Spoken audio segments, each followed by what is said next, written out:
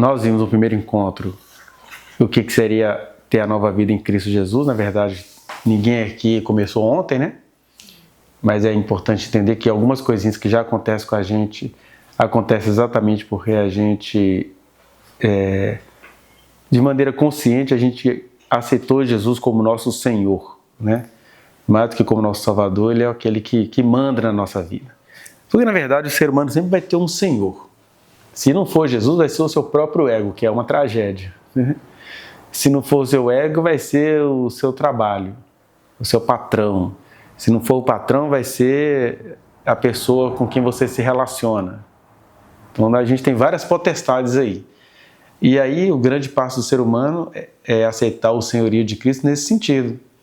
Deus não quer obrigar ninguém a aceitá-lo como Senhor.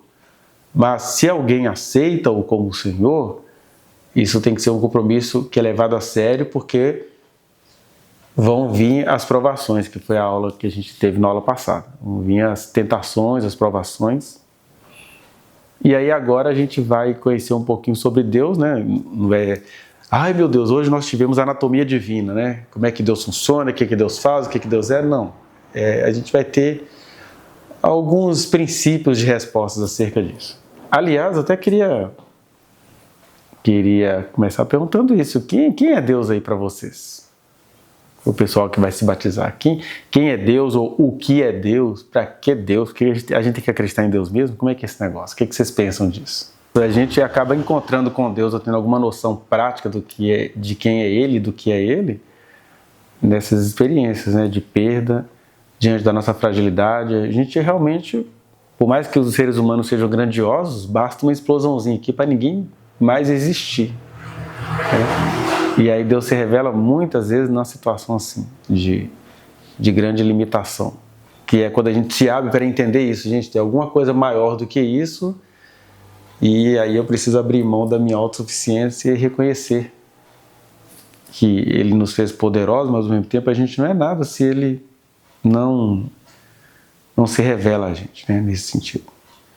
Tiago 4,8 vai dizer, chegai-vos a Deus e Ele se chegará a vós outros. Querendo mostrar o seguinte, que igual lá ele falou da questão da experiência pessoal. Talvez a primeira experiência pessoal é a gente dar uma chance à nossa espontaneidade, de não esperar tanto assim que Deus se revele, mas da gente se achegar a Ele. Porque a gente se achega a qualquer coisa, né?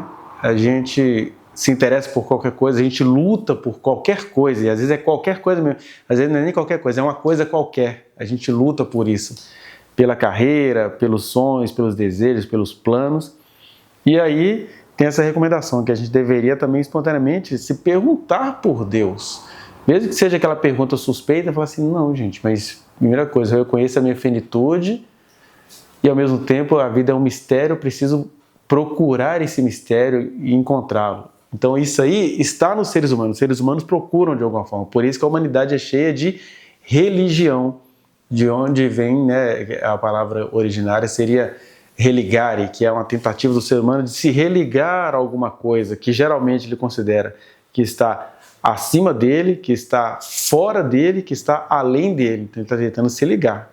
Mas isso tudo já é uma investigação sobre Deus.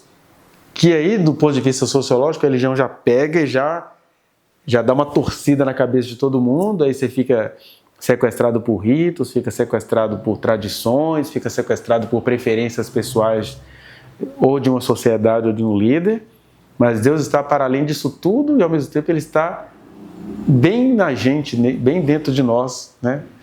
E aí está lá em Êxodo 3,14, alguém achou? Que é quando Deus está conversando com Moisés sobre tirar o povo dele do Egito, o povo que ele elegeu para se revelar ao mundo, né? É bom ficar bem claro isso. Israel não tem sangue azul, Israel não tem sangue de ouro. Israel é um povo besta igual qualquer um dos outros povos. Aí Deus, na sua infinita graça, pegou uma genealogia e falou assim, ó, a partir do Abraão, eu vou erguer uma nação para que testemunhe de mim a essa terra que não consegue contato comigo. Aí esse Deus vai se revelar a Moisés. O que ele fala com Moisés aí? Êxodo 3,14. Disse Deus a Moisés: Eu sou o que sou. Disse mais: Assim dirás aos filhos de Israel: Eu sou, me enviou a vós outros. Pronto, então o Moisés ficou assim, meu Deus, eu vou falar para o povo que o Senhor é quem? E aí Deus não dá a resposta. Fala, eu sou o que sou. Ou seja, eu vou me revelando, eu vou me fazendo, as pessoas vão me percebendo. E aí tem um outro trecho que ele vai mostrar, é Deuteronômio 6,4. Então primeiro tem um passo humano, de que a gente deveria se interessar, como a gente se interessa por qualquer coisa, a gente deveria se interessar em nos achegarmos a Deus. Aí o segundo, quem que é Deus? Deus é esse mistério, Ele é o que Ele é. Eu sou, eu vou o tempo todo sendo percebido pelas pessoas, né? Deus fala com Israel, eu recebo o culto do planeta inteiro, então Ele recebe cultos muito bizarros. Só que Ele deu a Israel a graça de eles conhecerem a sua presença mais de perto, para eles poderem anunciarem isso. Só que o que Israel fez no decorrer da história? Israel começou a querer que as pessoas se transformassem em israelitas ou em judias, né? É igual no Brasil a gente tem o cristianismo, que é a igreja cristã messiânica ou a judeu messiânica, né? Que é o judeu que já consegue reconhecer Jesus, mas meio que para alguém andar com Jesus vai ter que praticar os costumes judaicos. Aí, quer dizer, Deus deixou de ser anunciado para Israel e seus costumes serem anunciados, né? Por isso que Israel quis matar todos os apóstolos, porque os apóstolos foram a frustração deles, no sentido de, ele está anunciando o evangelho, mas assim, agora é Deus falando da linguagem que cada um consegue entender? Porque Deus se anunciou até mesmo da linguagem que Israel conseguia entender. Israel tinha a linguagem dos sacrifícios, a linguagem de ter que vencer uma guerra, e Deus se revelou a eles assim. Só que Deus queria que eles revelassem ao mundo, não os costumes, nem a guerra, nem as coisinhas deles, nem o shabat deles. Queria que eles revelassem ao mundo o amor de Deus, o que Jesus veio aqui fazer, né? Deuteronômio 6,4, que eu falei? Pode ler, por favor. Ouve, Israel, o Senhor nosso Deus é o único Senhor. Pronto, aí nós já temos alguma concepção filosófica.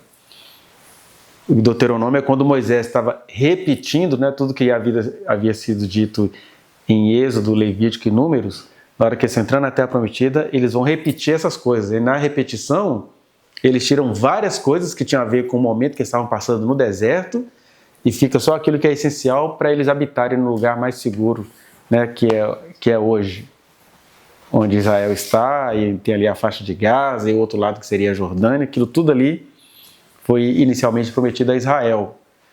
Não é mais, não adianta Israel querer tirar o pessoal do outro lado do Jordão, porque Deus não tem mais nenhuma promessa territorial a cumprir com Israel.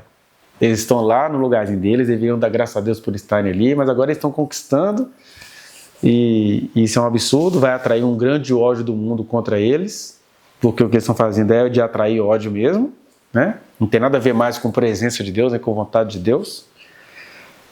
E aí Deus chega para eles e fala, olha, o Senhor, vosso Deus, é o único Senhor.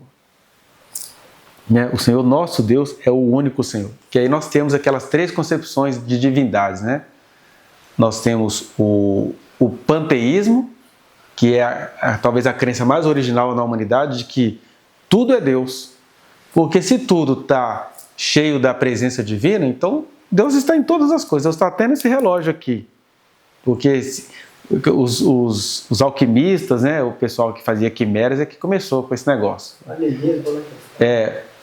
Até que o animismo vai mais para o politeísmo, mas quando a gente coloca o panteísmo, é mostrando assim que até um gesto, se o que eu faço tem átomos e elétrons, tem trocas energéticas, tem transformação de energia, é porque Deus está em tudo. E aí começa a se adorar todas as coisas, não só coisas, pessoas, animais, gestos, momentos. Daí que vem as nossas tradições, né, de presságio. Se a borboleta passar aqui, é Deus anunciando alguma coisa. Se você sentir coceira na mão, então vem desse panteísmo, né? Aí depois a humanidade começa a querer personificar mais a Deus e evolui para o politeísmo, que são vários deuses, cada um com uma função. E nós temos aí principalmente as religiões egípcias, né, com todo o seu panteão, né, panteão de de lugares onde tinham vários deuses. Então, você tem lá Ísis, Osíris, Danúbio, Mefistófeles, o mais famoso aí que as pessoas gostam, o Horus, já falei Danúbio, né? Tem aquele outro que a maçonaria gosta muito, Baphomet, e por aí vai. E a gente tem as religiões também de matriz grega, que vamos falar, né, por exemplo, o Monte Olimpo, né, de onde vem quase todas as nossas palavras da língua portuguesa que tem origem grega, são nomes de divindades, né? Oftalmo era o deus dos olhos, Pneuma era o deus do ar, da respiração, né? Ósteos era o deus dos ossos, do esqueleto, e por aí vai. Todas essas palavras gregas eram o nome antigo de Deus. Aliás, a matemática começou com o orfismo, né? A religião órfica, onde cada número era um deus. Então existia tantos deuses quanto números infinitos foram descobertos na matemática, né? O Pitágoras, ele era um órfico bem devoto, né? Até que veio o monoteísmo. O que é o monoteísmo? É a crença de que existe um só Deus. E aí, por incrível que pareça, por exemplo, as próprias religiões de matriz africanas, elas são monoteístas. Porque eles acreditam, por exemplo, principalmente, né, em Olodum-Maré, que é o Deus criador de todas as coisas, e aí esse Olodum-Maré estabeleceu determinados contatos com a humanidade, lá que se dividem nas várias nomenclaturas, né, Oxalá, e outros nomes que eles dão, né? Porque as religiões africanas tiveram muito contato com as religiões monoteístas judaicas, né? Principalmente a antiga Nigéria, a antiga Etiópia, tiveram muito contato. E aí, com determinadas crenças, por exemplo, em Israel, matava-se o animal como símbolo de purificação do pecado. Já nas religiões africanas, acredita-se que a gente morre e aí você não deixa de ter suas preferências. Então, se eu morri e gostava de tomar muita cerveja, cigarro ou comia carne de frango, então eles faziam toda aquela oferenda, né? Fazem, no caso. E aí tem suas variantes históricas, né? Por exemplo, tem a religião de matriz africana que foi reconstruída no Brasil, principalmente o candomblé, né? A quimbanda ou a cumbunda, que tem origens mais africanas mesmo, né? E com todas elas com manifestações sobrenaturais. Mas aí as principais religiões monoteístas que a gente conhece, né, que é nessa ordem, o judaísmo, que como religião começa lá no século 6 a.C., então na nossa Bíblia começa ali então no livro de Esdras e Neemias, é quando eles colocam todo um livro para que a humanidade inteira adorasse o Deus de Israel. Então, o Deus de Abraão, o judaísmo. Aí tinha um livro, a Torá hebraica, né? Tinha um principal mentor, Moisés. Aí depois temos o cristianismo, que é um subproduto do judaísmo. A diferença entre o judaísmo e o cristianismo é que no judaísmo Deus em pessoa ainda não se revelou, estão aguardando o Messias que vai restaurar a sorte, de preferência de Israel, não é nem a sorte do mundo, é de Israel. E o mundo inteiro vai passar a crer em Deus e no seu povo. Aí eles nem perceberam que os profetas começaram a falar, não, gente, isso aqui vai se estender, os gentios aguardarão a sua doutrina, né? Isaías, então, o livro que mais fala isso aqui não é coisa para Israel, não, isso aqui é coisa para o mundo inteiro, vocês foram chamados como luz, mas o mundo vai crer em mim, não é em vocês. Eles até agora não entenderam isso, né? Quando Jesus tentou mostrar isso, eles mataram Jesus, ficaram com muita raiva e mataram Jesus, não gostaram muito. E depois, lá no século VI, né, no ano 500, é que começa o Muhammad Ali com o islamismo. E o islamismo a gente pode falar assim, eles fizeram uma reedição da Torá judaica, inclusive eles inventam muitas coisinhas lá sobre a criação do mundo, essa história de que o Maomé podia ter 70 mulheres, essas coisas todas que eles fizeram, mas é porque eles perceberam o seguinte, espera aí, nós somos filhos da promessa também, porque se Deus fez promessa para o filho de Abraão chamado Isaac, Deus também fez promessa para um outro filho de Abraão que ele teve que mandar embora antes, que foi o Ismael. Então os islâmicos se percebem descendentes do Ismael, que foi o filho que o Abraão teve com a serva egípcia, né? Ele tinha uma serva egípcia que a Sara, no desespero dela, na incredulidade, o filho que você vai ter é você quem vai ter. Então toma uma mulher que vai te dar esse filho. E naquelas relações servis, né? Na verdade, o filho foi considerado de Sara, porque ela era titular. Então tinha esse jogo de poder em meio à revelação divina, né? E aí os islâmicos no século VI, lá com Maomé, despertam isso, e de fato na nossa Bíblia está escrito mesmo que Deus iria tornar os descendentes de Ismael um povo tão poderoso quanto Israel, e que eles iriam habitar fronteiriço aos seus irmãos. Então, aquele Oriente Médio lá, tudo é descendente de Abraão. Só que o João Batista já ficou meio irritado com isso, porque ele fala assim, vocês ficam aí falando que vocês são filhos de Abraão, vocês estão brigando para ser filho de Abraão, pois eu digo a vocês que dessas pedras Deus pode fazer um monte de filho de Abraão, que ele é poderoso para fazer isso. Então, só para de ser raça de cobra venenosa, raça de víbora, e se arrependam. O João Batista ficava com sangue talhado com essa briga boba de filho de Abraão. Mas, de qualquer maneira, quando Deus fala para Moisés, o Senhor nosso Deus é o único Deus, e está mostrando o seguinte, olha, por mais que a humanidade ainda seja muito cega em relação a Deus, existe um Deus. Existe um Deus de maneira objetiva. E ele é esse paradoxo. Ele é um Deus que ele consegue se relacionar com cada indivíduo. Jesus disse aqui que Deus é que se revela a quem Ele quer, como Ele quer. Isso não quer dizer que Ele deixa de ser Deus de todo mundo. Como as pessoas vão se encontrar com Ele, isso é uma coisa bem particular, bem individual, bem imprevisível. Agora, quando Ele se revela às pessoas, Ele espera algo dessas pessoas. Então, se Ele se revelou a Israel, Ele espera algo de Israel, e isso será cobrado. Se Ele se revelou a cada um de nós, Ele espera algo de nós. Porque os seres humanos vivem meio que na sorte da vida. E aí as pessoas a quem Deus se revelou vão viver fingindo que não tiveram revelação dEle. Ninguém pediu para nascer e ninguém também pediu para nascer de novo. Mas uma vez que a gente nasceu e a gente nasce de novo, em Cristo Jesus, a gente é chamado a ser responsável por isso. Não para usar isso para ser superior às outras pessoas, mas no sentido de ser humilde. Espera aí, eu me considero pior do que todo mundo porque eu tenho revelação de Deus e continuo sendo um ser humano normal, eu preciso muito da graça do Senhor. E é nessa humildade, cada vez mais, que Deus vai se revelando a gente, e que a gente vai se achegando a Ele. Então, o Senhor nosso Deus é o único Senhor, não é para a gente usar isso para ficar mostrando para as pessoas que o nosso Deus é melhor do que o delas. É para a gente ter consciência de que, de fato, existe um único Deus. Aliás, quem vai se batizar tem que ter essa crença, ou essa fé, ou essa convicção. Eu estou me batizando porque eu creio que existe um único Deus. Eu posso até não entender quase nada desse Deus, mas eu sei que existe um único Deus. E isso não é para eu usar como instrumento para ridicularizar os outros que acham que existem vários deuses.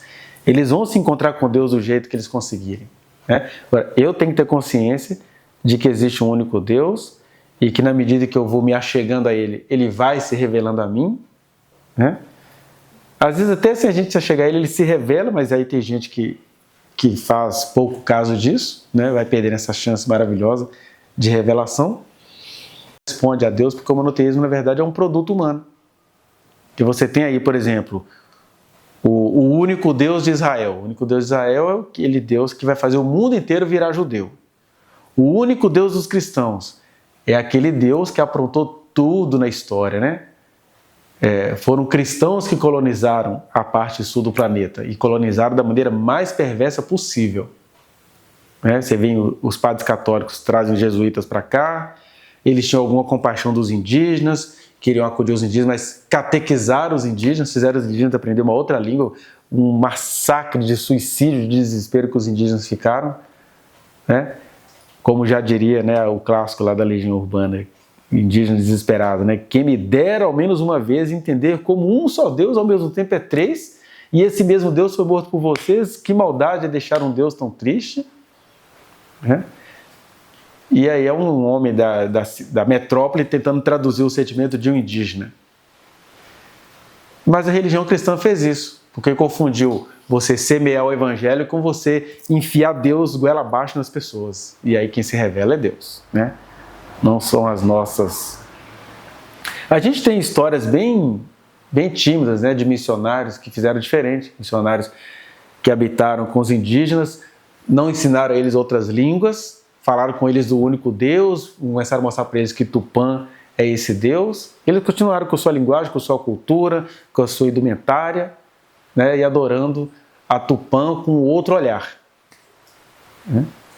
Mas é meio difícil, porque a gente aceita Jesus e a gente leva, junto com esse aceitar Jesus, todo o nosso ego, a nossa personalidade, que a gente tem que impor, tem que ser do meu jeito. Aliás, ministro do Evangelho tem que tomar muito cuidado com isso, né? Que você fica entre a cruz e a espada. Ou você vai ser acusado de ser um líder frouxo, porque você não consegue ensinar ninguém sobre nada, ou você vai ficando como aquele cara que vai deformando as pessoas, porque as pessoas vão crendo em Deus do jeitinho que você ensina. Né? Então, por exemplo, Deus é muito crido pelos nossos pastores como um Deus barganhento, um Deus que você tem que dar muito para Ele te abençoar, né? Um Deus assim, Deus vai te cobrar, isso aí aconteceu por causa disso. E a gente, sem perceber, a gente vai absorvendo isso. E Deus vai se revelando. E para além do monoteísmo, quando Deus se revela para a gente, é por isso que Ele quebra todas as nossas frustrações, até monoteístas. Porque, por exemplo, a primeira experiência que a gente tem de Deus, eu não conheço cientista melhor para mostrar isso do que o Freud. Freud tem um texto chamado Moisés e o Monoteísmo, onde ele vai mostrar o seguinte: na verdade, até a gente que aceitou Jesus, o nosso contato com Deus é um contato muito psicológico. A gente confunde muito Deus ou com a figura materna ou com a figura paterna. Né? Porque é o nosso primeiro contato, né? Qual que é o primeiro contato com um ser soberano de maneira concreta? É a figura paterna ou materna. Então, as pessoas vão desenvolver uma existência ou que é muito apegada à mãe, que não consegue viver porque nunca quer sair do colo da mãe, ou uma existência muito temerosa porque o pai é aquele cara que não conversava muito, que exigia tudo, né? E aí você não consegue deixar de transferir isso para Deus. E ele vai mostrando, por exemplo, por que o Moisés, ele está fazendo uma análise do ponto de vista psicológico, antropológico e social. Ele vai mostrando, por que o Moisés conseguiu a credibilidade daquele povo. Claro que nós sabemos que tudo era poder de Deus, que se manifestava no deserto, mas é interessante. Mesmo Deus se manifestando no deserto, os profetas vão falar, vocês ficaram 40 anos no deserto falando comigo? Não, vocês ficaram 40 anos no deserto com seus santinhos de ouro no bolso de vocês escondido, porque vocês me viam falando no monte, mas vocês estavam ali com seu, sei lá, rabo de coelho, pé de coelho, pedacinho de ouro não sei do que, relíquia egípcia que vocês roubaram. E Deus estava ali. Deus é sempre uma aposta que você tem que ter alguma coisa concreta. Né? E assim, por exemplo, como aconteceu com as religiões de matriz africana, a Igreja Católica fez muito isso. A Igreja Católica propaga um único Deus. Mas a gente prefere falar mais com Nossa Senhora e suas múltiplas versões. Ou a gente prefere falar mais com São Judas Tadeu ou com São Pedro. Então, sempre tem um santo de quem eu sou devoto.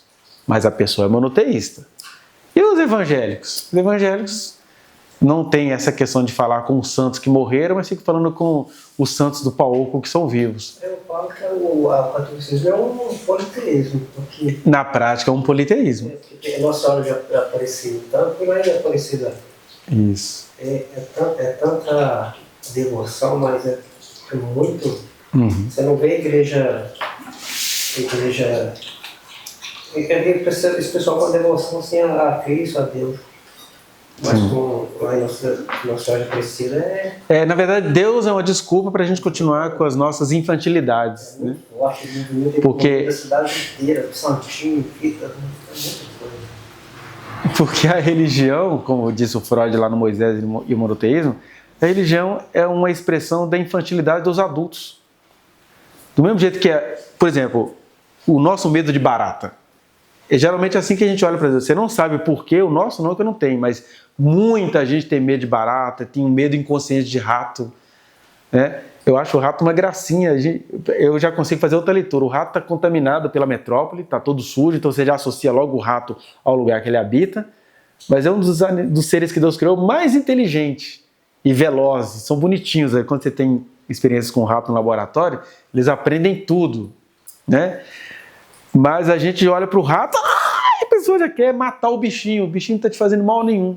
E não adianta matar ele aqui, que já tem 500 mil só nesse bairro aqui para entrar no lugar deles. Né? A aparência do rato, não se olhar, É porque a gente. Ele é bonitinho, é porque a gente já pensa nele sujo de esgoto, né? Contaminado pelo. Nós somos os anjos do Apocalipse que poluímos a terça parte dos rios, né? O que é a poluição da terça parte dos rios? É a criação do sistema de esgoto. Porque se a gente poderia ter um rio para nadar aqui, a gente resolveu fazer cocô dentro do rio. E aí tem esse monte de rato proliferado, né? Tudo com leishmaniose, a gente querendo matar cachorro que está com leishmaniose, mas os ratos estão tudo com leishmaniose. E isso é obra nossa. Tem nada a ver com Deus, com o diabo, é o ser humano que fez isso. O ser humano são os anjos do Apocalipse. Né? A figura anjo é para mostrar que a gente não faz isso sozinho. A tecnologia é endemoniada, a cultura é endemoniada. E a gente fica com raiva, né? Deus fez a barata. Se não fosse as baratas, ia ter um monte de coisa podre por aí. Mas a gente olha para barata. Mas quando você olha assim, gente, olha os detalhes desse bicho. Então, é claro, os indianos já vão para um outro oposto. Aí não, então se Deus fez a barata e Deus está nas baratas, deixa ela circular entre nós. Aí você tem essas variações. Mas na verdade, a gente faz com Deus o que a gente faz com esses animais que Ele criou e que a gente contaminou com a cultura. Então a gente faz com Deus assim, Deus é o meu bibelozinho, Deus é minha pedra de sorte, Deus é minha, né, o fantasma da minha figura materna. E apesar disso, mesmo numa religião monoteísta, Deus continua se revelando. Por isso que Ele se revela e muitas vezes Ele vai nos decepcionar, que é para você crer em Deus e não naquilo que você aprendeu que seja Deus. E aí Ele não tem reserva de se revelar. Aí é uma experiência individual, não tem aula de batismo que vai te dar resposta sobre isso. A gente pode dar algumas respostas genéricas, por exemplo. Vamos ver algumas respostas aqui. Primeiro, pode pegar aí o estudo. Rapidinho aqui, sobre a natureza de Deus. Eu não gosto muito desses negócios, não, mas vamos colocar aí só para vocês saberem que essas informações existem, né? Primeira coisa, então. Deus é Espírito eterno. Por que é bom a gente colocar que Deus é Espírito eterno? Porque existem vários seres que são Espírito. Agora, Deus, Ele é o Pai da eternidade. Né? Então, se a gente não consegue explicar algo que dure infinitamente de acordo com os nossos sentidos, ainda mais o Pai da eternidade. Complicado. Segundo, Deus é perfeito. Jesus falou lá em Mateus 5,48, né? Seres, portanto, perfeito como perfeito é o vosso Pai Celeste. E aí, o que Jesus chama de perfeição do Pai Celeste? O fato de Deus ser amor. Ele é tão perfeito que Ele consegue entrar em contato com o imperfeito, com aquilo que a gente abomina. Né? Outra coisa, Deus é pessoa, porque as religiões em geral colocam Deus como um objeto, como um totem, como alguma coisa fugaz. E Ele é pessoa. O que significa dizer que Ele é pessoa? Que Ele se relaciona. Nesse sentido, nós somos imagem e semelhança dele, porque assim como Deus tem consciência do que Ele faz, nós temos consciência do que nós fazemos. Na natureza, tudo é instinto. Agora, entre as pessoas criadas à imagem e semelhança de Deus, a gente tem consciência do que a gente faz. O ser humano, na natureza, acontece o processo de reprodução. O ser humano pensa nisso. Ele pensa, ele até manipula a criação de Deus, ele adapta coisas, ele planeja. Então, Deus é pessoa nesse sentido, né, que possui intelecto, vontades, emoções. Blá, blá. Eu acho pobre demais escrever Deus assim, porque a gente está descrevendo algo que é para além de qualquer pensamento nosso. Mas dialogando com a nossa limitação, tem essa coisa aqui, né? Que eu acrescentei, porque o esquema fala assim, Deus é transcendente. O que é Deus é transcendente? Ele está fora das coisas, ele é além das coisas que Ele criou. Mas ao mesmo tempo, Deus também é imanente. Aí o Spinoza é que brinca um pouquinho com isso na filosofia. Tem até aquela figura filosófica, né? O que seria Deus? Tipo, uma cobra se retroalimentando eternamente, né? A cobra no sentido de sabedoria. Então ela está o tempo todo se retroalimentando. Ele está dizendo, Deus está fora de tudo, mas Ele também está em tudo. Então Ele é transcendente, mas Ele é imanente. Ele é transcendente, por isso Ele precisa ser buscado. E Ele é imanente, Ele precisa ser vivido, vivenciado. E outra característica de Deus é que, aí de acordo com as experiências de Israel, né, Ele sendo pessoa, Ele vai sempre entrar em aliança, seja com os povos, seja com os indivíduos. E aí, na medida que a gente vai tendo experiência com Deus, ele vai dizendo o que ele quer de cada um. São as alianças, né? Por exemplo, lá com Israel, ele fez a aliança de guardar o sábado. Depois ele fez a aliança da circuncisão. Muitas religiões praticavam a circuncisão, mas com Israel Deus colocou assim, não. Nasceu descendente de Abraão, vai ter que tirar o prepúcio do seu órgão sexual. E isso numa cultura falocêntrica, né? Uma cultura onde o órgão masculino era tudo. Aí Deus fala assim, então eu vou ferir esse órgão masculino já no 8º dia de nascença. Mas isso é uma aliança entre Deus e aquela etnia. Porque os israelitas, na época dos apóstolos, queriam que gregos fizessem isso, que romanos fizessem isso, que brasileiros fizessem isso. Isso é uma questão entre Deus e Israel. Nem tem uma explicação lógica. Talvez naquela época, quando tinha pouca assistência médica, era bom mesmo que os pênis ficassem, né, expostos para evitar infecções, onde os homens eram promíscuos e cheios de mulheres, né? O homem mais fiel tinha 4, 5 esposas, então tinha muita contaminação. Daí essa questão, né? E outra natureza de Deus é que ele é único, que a gente acabou de ler. Aí tem aqueles famosos atributos clássicos de Deus, né? Que Deus é onipresente, onisciente, onipotente, e mais outras duas, que Deus é infinito e que Deus não muda. Alguém quer render um pouquinho esse assunto? O que é onisciente? Ele sabe de tudo. Aí a gente já entra em crise grega. E se Deus sabe de tudo, então Deus sabia que a gente ia pecar. Eu acho até pobre entrar nessa discussão, porque Deus sabe tudo como Deus. Se eu quiser fazer morfologia ou anatomia da sabedoria de Deus, eu vou me perder nisso, porque eu não conheço nem o meu cérebro. Se você tiver aula de neuroanatomia, você vai ficar assustado, porque tem mais nome para decorar no cérebro do que no corpo humano inteiro. Aí eu vou querer falar da onisciência de Deus. Ele é onisciente como Deus. Então, para mim, essa discussão não existe. Aí alguém pode falar assim, isso é você correndo do assunto. Podem pensar o que quiser, para mim essa discussão não existe. Porque a primeira atitude humilde é, eu não sei nem como é que funcionam os meus neurônios, por que esse pensamento que vem e não o outro. Eu não sei como é que funciona isso. Não tem psiquiatra doutor no universo que sabe como é que funciona isso. Aí eu vou falar da onisciência de Deus, aí eu caio nessas bobeiras. Não, Deus já sabia que a gente ia pecar, bobo. Olha, Deus sabe de tudo em outra categoria, não é nessa categoria nossa. Porque Deus não está brincando com a gente. Se Ele sabia que a gente ia pecar, Ele não estaria cobrando de nós arrependimento. Né? Então tem que falar da sabedoria de Deus, reconhecendo que Ele sabe como Deus e não como ser humano. O ser humano que sabe tudo é um psicopata, é um perverso, ele vai manipular. E Deus não está manipulando ninguém. Porque antes dele ser onisciente, onipresente, onipotente, imutável e eterno, Ele o tempo todo se revela como amor. Deus é amor. Aí a gente vai analisando as características de Deus, a gente pensa em Deus sem ser amor. E Deus é amor. Deus não está aqui driblando ninguém, Deus não está dando rasteira em ninguém, Deus não está de picuinha com ninguém, até porque Ele nem precisa disso. Deus é doação, né? A outra palavra para amor é graça. Deus precisava criar alguma coisa? Ele não precisava criar nada. Deus está presente em todo lugar, está sabendo o que eu estou pensando. Exatamente. E aí você estou no banheiro, Deus falar, eu estou aqui, Deus falar. Aí eu estou pensando nisso de alguém, Deus sabe que eu estou pensando nisso. Que os pais usam muito isso contra os filhos, né? Para amedrontar filho. Deus está vendo, o que você está fazendo? E Ele está até vendo. Mas olha só, Ele tem alegria e prazer em cada pessoa que Ele criou. Ele não olha para a gente com esse olhar de juízo. Eu acho que Ele vê tudo. Vê tudo. E sabe tudo, e sabe que a gente pensa tudo. Mas Ele não criou a gente para ser marionete. Tipo assim, Ele criou para a gente ter as nossas próprias decisões, seja elas boas ou ruins, Ele está vendo. Isso. E Ele nos ama independente disso aí.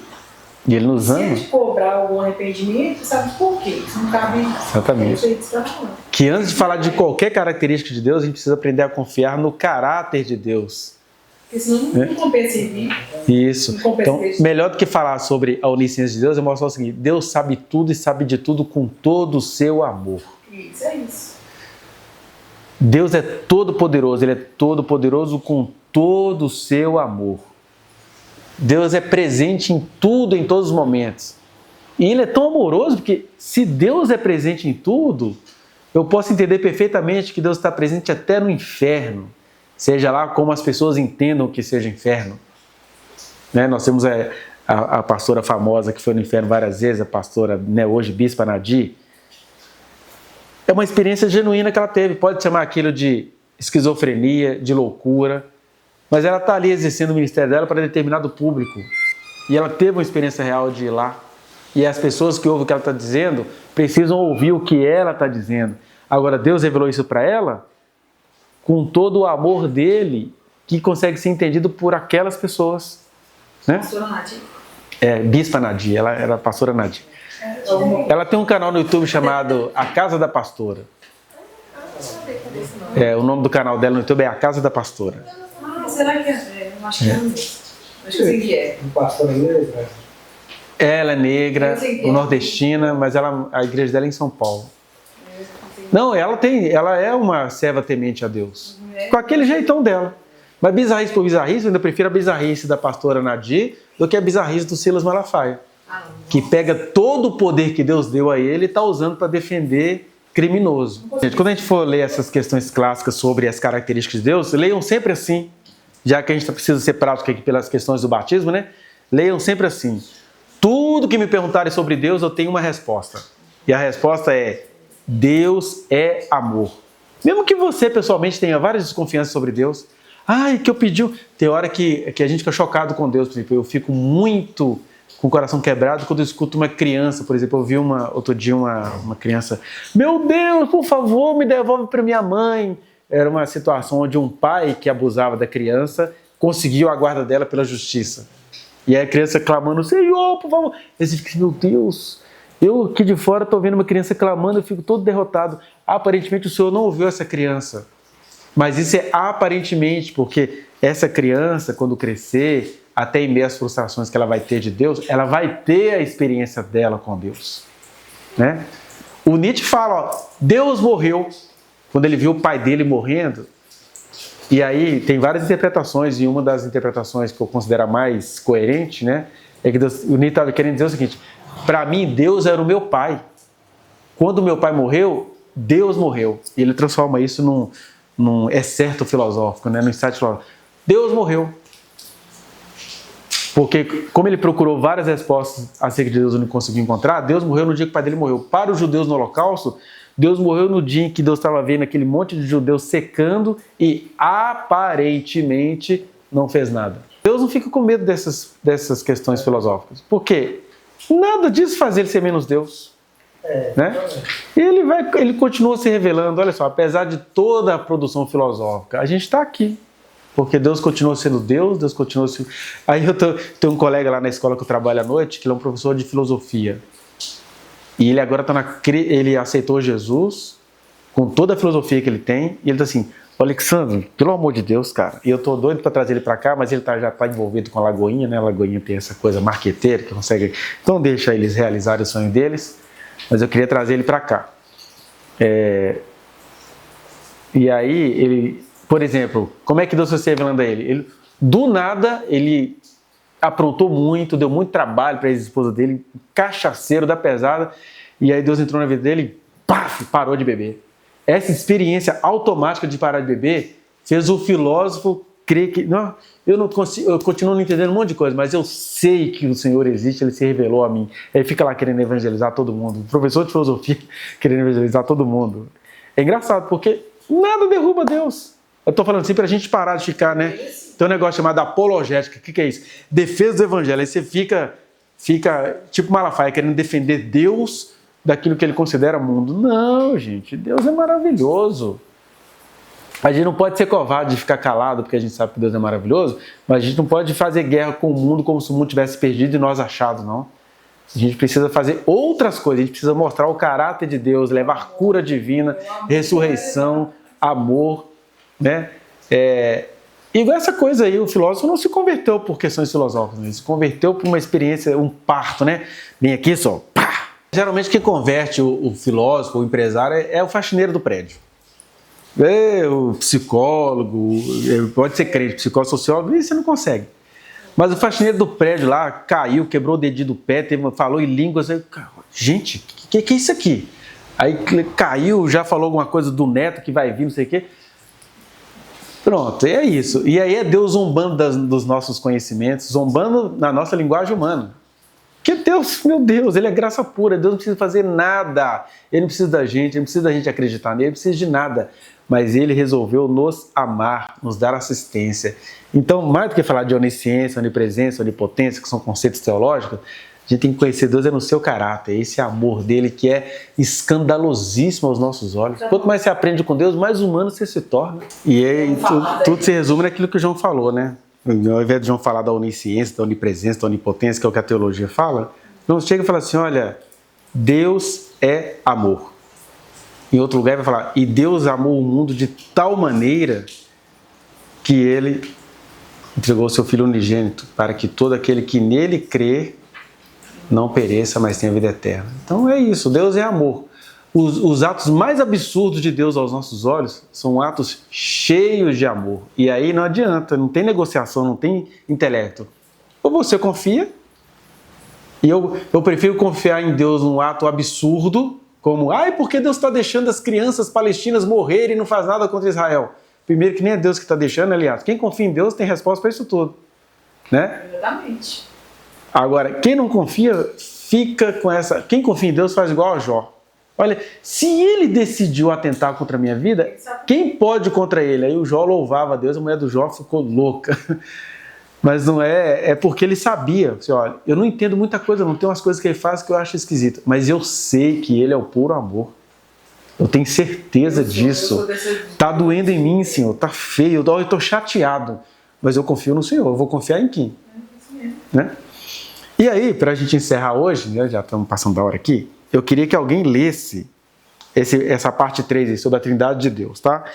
Não vou falar sobre Trindade no sentido teológico, não, porque o que seria a Trindade? Que a gente fala de Deus como Pai, Filho e Espírito Santo, porque em vários trechos da Bíblia, somente nos Evangelhos, né, por exemplo, quando Jesus foi batizado, quando Jesus foi batizado por João Batista, está lá o Deus Filho sendo batizado, aí o Espírito Santo se manifesta na forma corpórea de uma pomba e pousa sobre a cabeça de Jesus para que aqueles que estavam ali reconhecessem que ele era Deus em pessoa.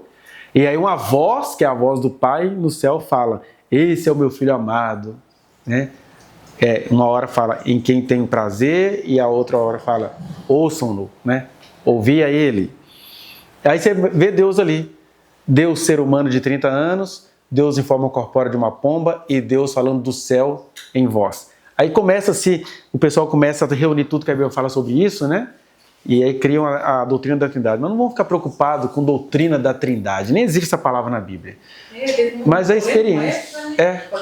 Mas existe... É porque, por exemplo, Testemunho de Jeová, porque não dá conta da doutrina da Trindade, eles acreditam o seguinte, que existe só Deus, que é um, o Eterno, aí Jesus é um subdeus, então, aí agora já tem politeísmo, tem o Deus e o subdeus, que é Jesus. E o Espírito Santo é a força ativa de Deus em nós, né? Na cabeça deles é assim. E na verdade as coisas não são assim. As personalidades se confundem, que é igual parecido com a gente. Nós somos 3 entidades. Nós somos um corpo, que a gente se expressa. Nós somos alma. Por que nós somos alma? Nós temos personalidade, nós temos as nossas características pessoais intransferíveis. Olha só, nós somos iguais seres humanos, mas cada um aqui, ó, o piscar de olho de cada um, o cabelo de cada um, o jeito de cada um, isso é diferente. Isso que a gente vai chamar de cultura, que na Bíblia vai ser chamado de alma, que na psicologia vai ser chamado de personalidade, ou seja, é a construção que a gente dá à nossa existência. Mas olha só, isso não acontece separado do corpo. Eu sou eu porque eu estou sorrindo com este rosto aqui, ó, com esse material biológico. Uma coisa não é separada da outra. E nós somos espírito porque nós temos características, digamos assim, divinas, né? De intuições, de vontade, do pensamento. Isso é espírito. Por exemplo, o pensamento é o espírito. A alma é como eu penso. Eu posso pensar de maneira acelerada, posso pensar de maneira mais lerda, posso pensar de maneira mais empresarial. Isso é a alma. Mas olha como é que as coisas não se separam. A gente vê que elas são 3, mas é apenas uma pessoa. Sou eu. Aí, o mais que a gente pode fazer a comparação com a Trindade é isso. Na minha adolescência, no meu pré-batismo, eu aprendi uma coisa que eu racho os bicos. Eles colocam isso, tem coragem de colocar. Deus é como se fossem os estados físicos da água. né? O líquido, o sólido e o gasoso. Não, socorro, não é. É melhor falar que a maneira da gente entender essa questão da Trindade é a gente se entender. Que eu sou um corpo, eu sou uma personalidade, eu sou um espírito e não tem como separar esses três. Tanto é que qual que é a promessa de Deus para aquele que crê em Jesus? É que a gente vai ser ressuscitado, porque eu vou morrer sem corpo, eu não sou uma pessoa. Posso já estar vivendo parte da vida eterna, eu creio que minha mãe deve estar vendo alguma coisa pela qual ela orou, dando certo, né? Deus também sabe consolar, ele deve estar mostrando para aqueles que ele recolheu os blefes que eles cometeram, mas está mostrando assim, lembra disso que você orava? Olha ali, ó. Né? A gente sabe que as experiências são múltiplas, a gente não vai cair no conto do espiritismo de ficar buscando experiências com essas pessoas, mas a gente sabe que a hora que Deus quer, Ele manda alguém vir aqui fazer alguma coisa, a gente pensa que é um anjo, mas foi uma pessoa, mas isso é Deus fazendo em relação a gente, não é a gente buscando isso. Vamos abrir aqui uma mesa branca, porque são experiências muito complicadas, você não sabe se é um espírito, se é uma pessoa, tal. Agora, Deus faz isso, tanto é que o dia que Deus quis, Ele fala para os apóstolos assim, olha, alguns de vocês não vão conhecer a morte antes de verem o reino de Deus. Aí, 9 dias depois, Jesus sobe com eles para o monte, e o que Deus faz? Chama Elias e Moisés para uma reunião. Mas isso é Deus quem fez. Não é a gente, agora vamos fazer uma reunião, porque, Senhor, se o Moisés não aparecer para a gente aqui hoje, eu rasgo essa Bíblia. Aí já é macumba de universal, isso tem nada a ver com Deus. Isso é outra coisa. Né? Porque é Deus quem se revela. E aí eu creio, por exemplo, que Deus deve estar lá com a minha mãe. Olha, Elvira, vai lá, sabe aquilo que você pedia? Olha lá, olha eu fazendo. Aí tá lá em glória, feliz com as coisas que ela pediu. Fala de Abraão, né? Fala. Vai lá, tá descansando, e aí ele fala, não, mas o Abraão não vai mandar ninguém para pregar para seus familiares, não. Lá eles têm Moisés, tem profeta, tem o neto deles, né? Então, se vocês não estão acreditando nos vivos, que está querendo que eu mande morto para quê? Isso mesmo. Né? A charada de Deus. Vocês estão vendo aqui, tá na cara de vocês aqui. Isso. Porque a religião vive de espetáculo, né? Se começasse a aparecer um monte de múmia aqui, todo mundo ia se converter. Deus não quer que as pessoas se convertam pelo espetáculo, né? E aí, então vamos lá. Eu queria que alguém lesse esse número 1 aí. Sabemos. A gente vai ler só isso para a gente encerrar hoje, tá? Mas é bonitinho que está aqui. Isso aqui eu tirei de um livro chamado Oração, o Refúgio da Alma. Ele vai falando sobre oração, na verdade, está falando sobre o Evangelho, sobre Deus. Experiências pessoais com Deus, do Richard J. Foster. Está aí na bibliografia. Quem tiver um tempinho na vida para ler, é bom. Quem pode ler para nós primeiro aí? Sabemos que nosso Deus é trino. É três sem deixar de ser um. Pai, Filho e Espírito Santo. É impossível explicar plenamente alguém que é maior do que a eternidade. Mas também é impossível negar. Isso. Esse Mateus 3, 16, 17 está falando isso, né? Jesus foi batizado. E aí Deus sendo batizado, Deus aparece em forma corpórea de uma pomba e Deus fala do alto céu. 2. Pode continuar lendo. Sim, se alguma tentativa de explicação pode ser feita, podemos dizer que, em parte, e sempre em parte, a Trindade consiste na manifestação de Deus, em Pai, Filho e Espírito Santo. Isso, então a gente não pode falar quem é Deus, objetivamente falando, porque em outro lugar do estudo está escrito lá, ninguém jamais viu a Deus. Quando é que a gente viu a Deus? Quando Ele se revelou no seu Filho unigênito. Mas aí quem viu aquele Deus de 33 anos foram aqueles judeus lá. Né? E aí não conseguiram nem ver Deus ali. Então Deus continua sendo inacessível. Porque Deus nem quer que, igual o Tomé foi privilegiado e enfiou o dedo no ferimento de Jesus. Aí Jesus falou para o Tomé, não é bem-aventurado os que não viram e creram, ou seja, confiaram em mim. Sabem quem eu sou, vivem comigo, falam comigo, viu, Tomé? Você pegou aqui no Deus ser humano, mas você não crê em mim. Deve estar criando outra teoria filosófica se esse machucado aí não é ilusão da sua cabeça e por aí vai, né? E aí, no sentido da manifestação, vamos entender agora. O que é o Pai? 3. O Pai é Deus soberano e nossa mente eterna. Em função dele, voltamos-nos para o alto, em busca da intimidade que precisamos. Daí as nossas orações ao Pai terem uma tonalidade de adoração, descanso, sacramento, persistência, mistério, meditação e contemplação. O Pai nas Escrituras é Deus estabelecendo contato em todo o Antigo Testamento. Então, só resumindo aí, né? Bonitinha essa frase dele, isso é do Richard J. Foster, que em função do Pai a gente se volta para o alto em busca da intimidade. Geralmente quando se vai orar o Deus Pai é alguma coisa fora da gente, né? Que é, quando Deus se manifesta como Pai, é aquele que controla todas as coisas, embora Jesus falou assim, continue buscando a Deus como fora de você, mas ele é um soberano que quer intimidade. Portanto, quando vocês forem orar, vocês orem assim, Painho, teu nome é santificado, deixa eu viver o teu reino, que a tua vontade seja feita, que a vontade seja feita com o amor, né? Mas enfim, nas Escrituras, o Deus Pai é aquele que está estabelecendo o contato por todo o Antigo Testamento. Deus se revelando como Filho. O Filho é Deus mestre e salvador. Em função dele, voltamos para dentro, em busca da transformação de que precisamos. Daí a nossa oração ao Filho ter um caráter de simplicidade, desamparo, exame, lágrimas, delícia, formação, aliança. O Filho. Nas Escrituras é Deus aproximando-se de nós, nos Evangelhos. Então, no Antigo Testamento, Deus estabelece o contato através de Israel. Nos Evangelhos, ele está entre nós, se aproximando, né? E é legal que quando a gente busca o Pai, a gente geralmente se volta para o alto em busca da intimidade. Quando a gente está falando com Jesus, a gente se volta para dentro buscando uma transformação. Aliás, um outro livro que eu recomendo que vocês leiam, um livro velho do Caio Fábio, escrito em 1983, livretinho, chamado Seguir Jesus, o mais fascinante projeto de vida. Gente, que livro maravilhoso! É apaixonante esse livro. Mas o livro é maravilhoso. Pois é. Que aí ele mostra como é que Jesus era tão Deus e tão humano, que você fala assim, como é que eu vou escapar desse cara, né? Conheci ele.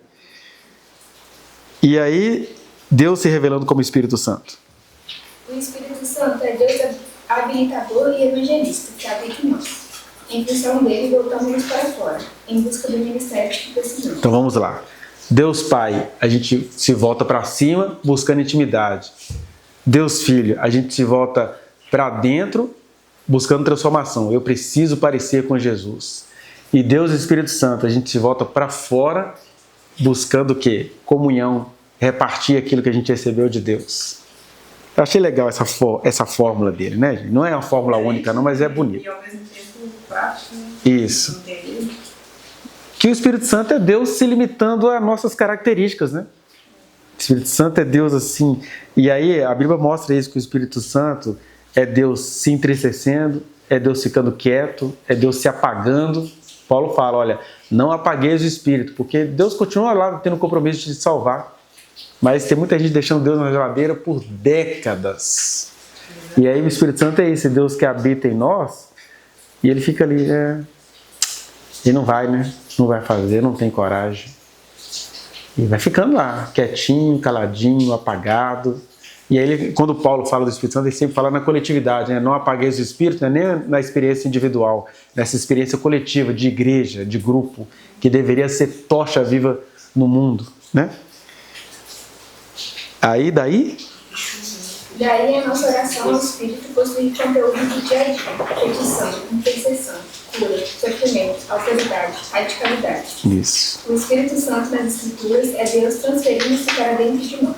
Aí essa outra conclusão que ele chega, né? O Pai é Deus estabelecendo contato no Antigo Testamento, o Filho é Deus entre nós nos Evangelhos, e o Espírito Santo é Deus se transferindo para dentro de nós, que aliás é o significado mais exato do Emanuel do livro de Isaías. Que a gente fala que Emanuel é Deus conosco, na verdade Emanuel é Deus dentro de nós, né? Quando o Isaías fala que o filho do rei Ezequias quer nascer, ia se chamar Emanuel, que ele era presságio do Messias que ia vir muito tempo depois, né? O Deus dentro de nós. Mas vamos lá para 2 avisos. 6. Mas atenção, todos estes pensamentos são incompletos. São apenas parte de uma verdade infinitamente maior.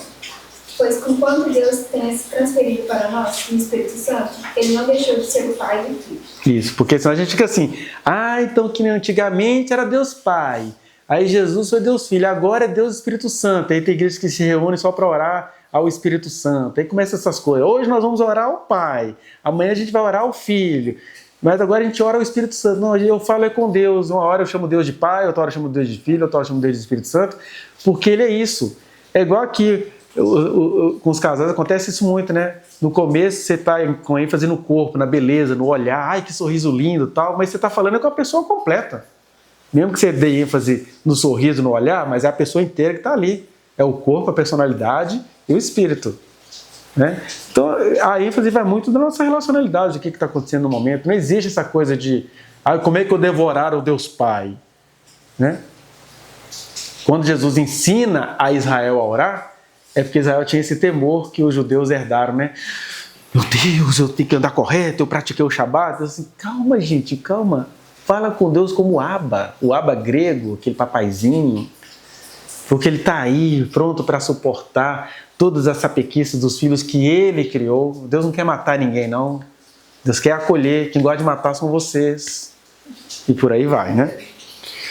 7. E como somos... Ai, faltou um S aí, ó. de Deus, nós também somos 3 e deixamos de ser um. Espírito, corpo, alma, personalidade.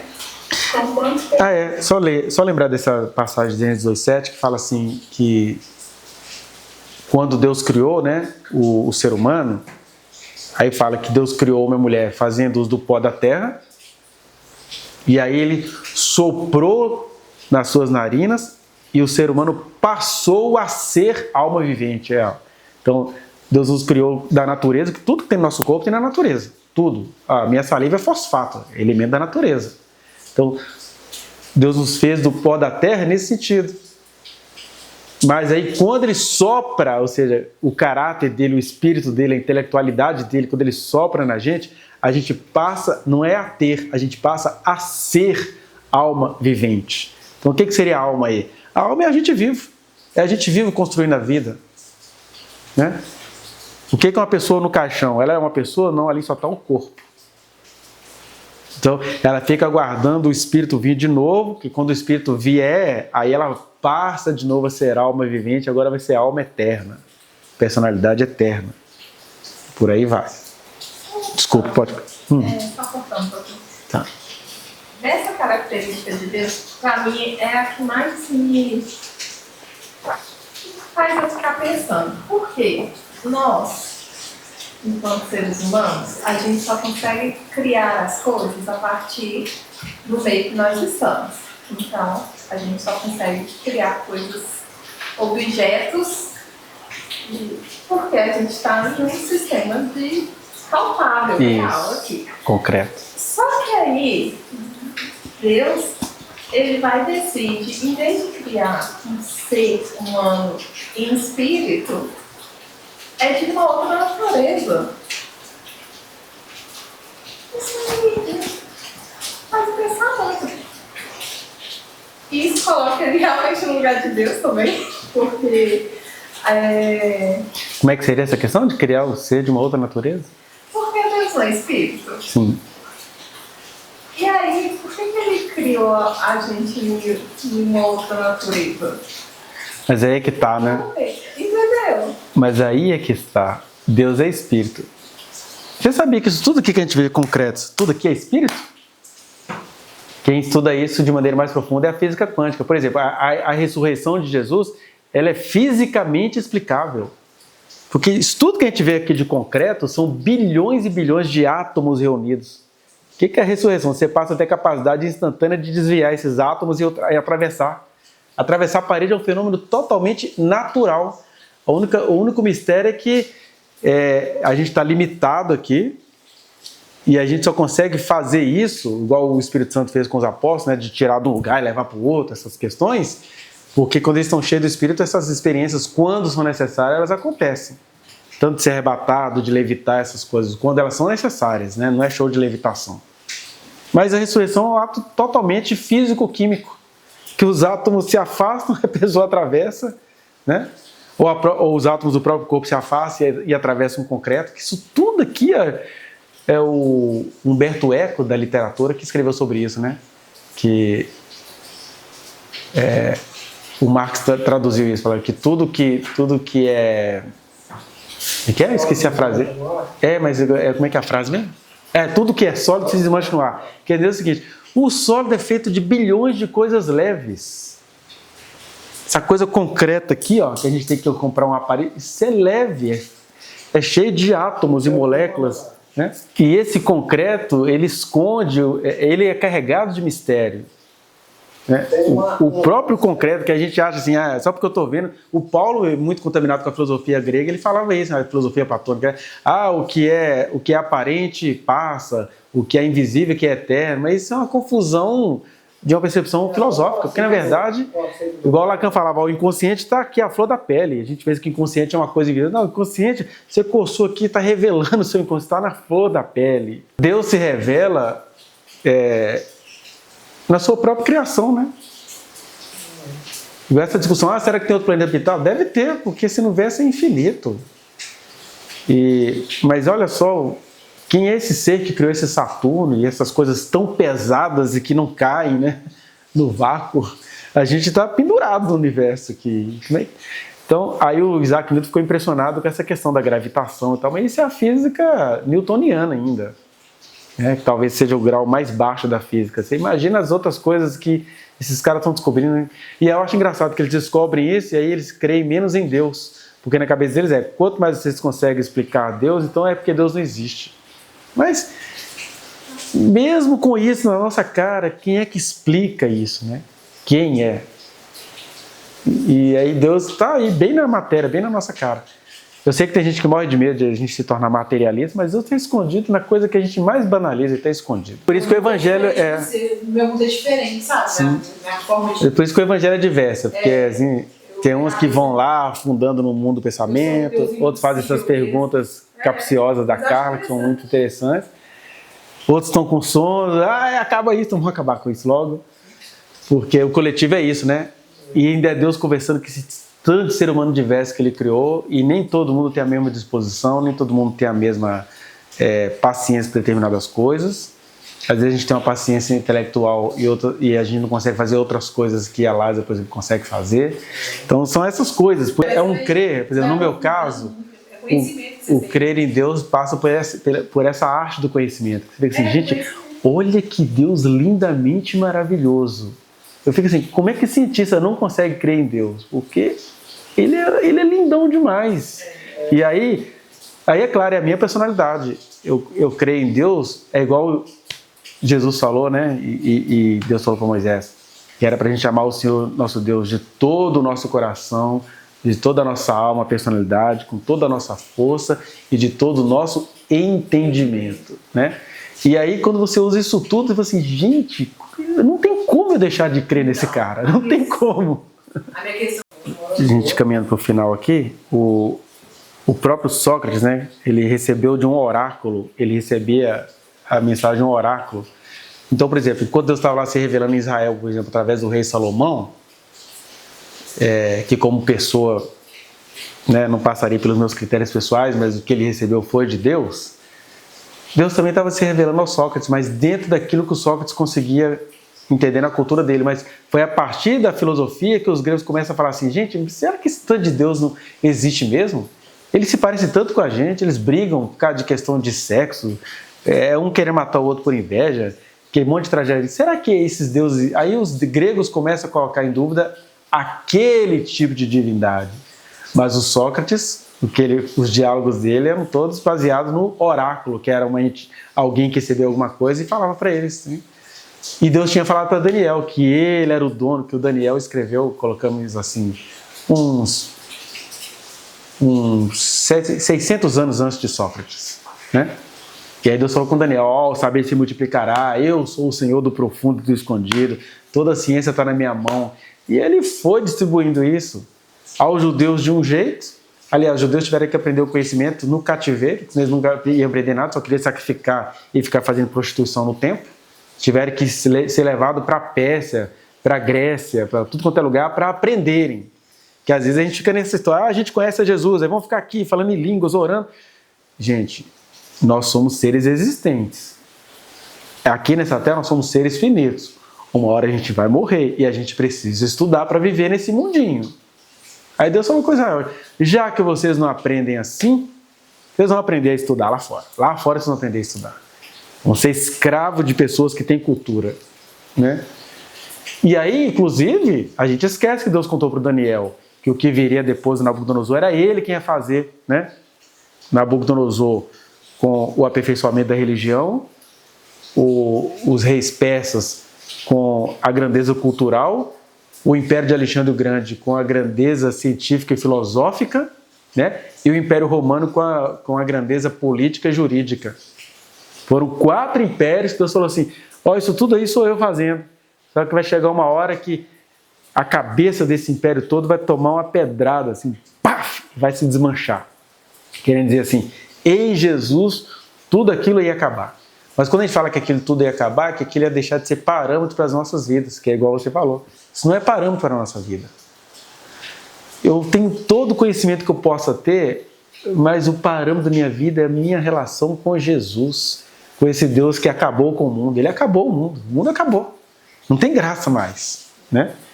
Tanto é que a gente pega um estudo aqui, ó, e a gente está falando de outras coisas aqui.